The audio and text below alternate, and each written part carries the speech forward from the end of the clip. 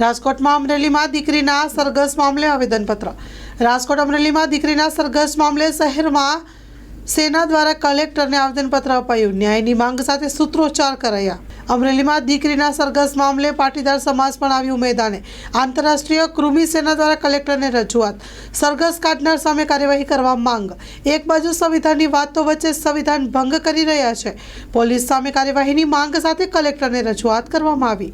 Story report by Sandeep Chavda, Rajkot. પત્ર આપવા આવ્યા છો. આંતરરાષ્ટ્રીય કૃમિ સેના સંગઠન મહામંત્રી ચિરાગ કાકડિયા.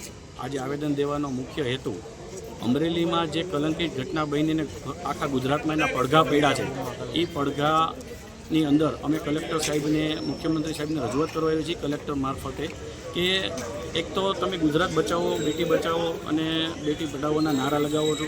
બીજા નંબરની અંદર આ કોઈ એવો બનાવ નથી કે એમાં દીકરીનું સરઘસ કાઢવું પડે.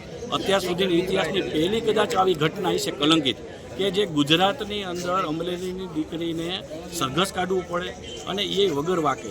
એનો ગુનો કોઈ છે જ નહીં. આજે કોઈ પણ જગ્યાએ દીકરી નોકરી કરતી હોય અને એના શેઠે એના સાહેબે કીધું હોય કે આ ટાઈપ કરવાનું, તો દીકરી એવો સવાલ નથી કરવાનો તમે કોના રાજકારણ પતાવવા નીકળ્યા છો, તમે શું કરવાના છો.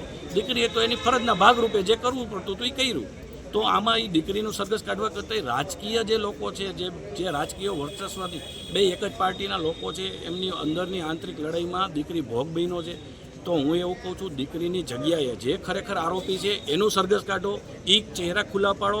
અને તંત્રએ આજે પ્રેસ કોન્ફરન્સ કરી છે, કાલે પ્રેસ કોન્ફરન્સ, એમાં પણ દીકરીને આઈડેન્ટિટી છુપાવ્યા હોય ખુલ્લા મોઢા ઉપર એને દીકરીને રજૂ કરી છે, એનું નામ પણ.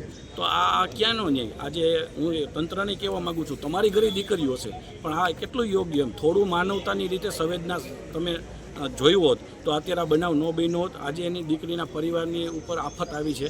એની બાજુમાં અમે આંતરરાષ્ટ્રીય કૃમિ સેનાના તમામ હોદ્દેદારો ઊભા છીએ, પણ આનું યોગ્ય ન્યાય મળે એના માટે કલેક્ટરને અમે રજૂઆત કરવી.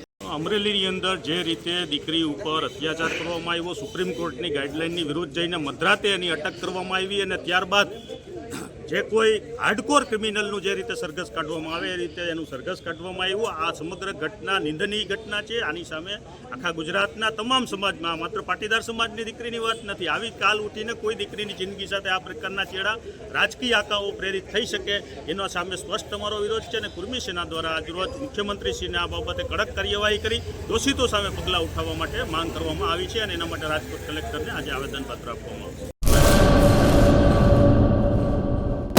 લોન પર ફોન 15 વર્ષ જૂનું ગુરુ મોબાઈલ એન્ડ ઇલેક્ટ્રોનિક્સ.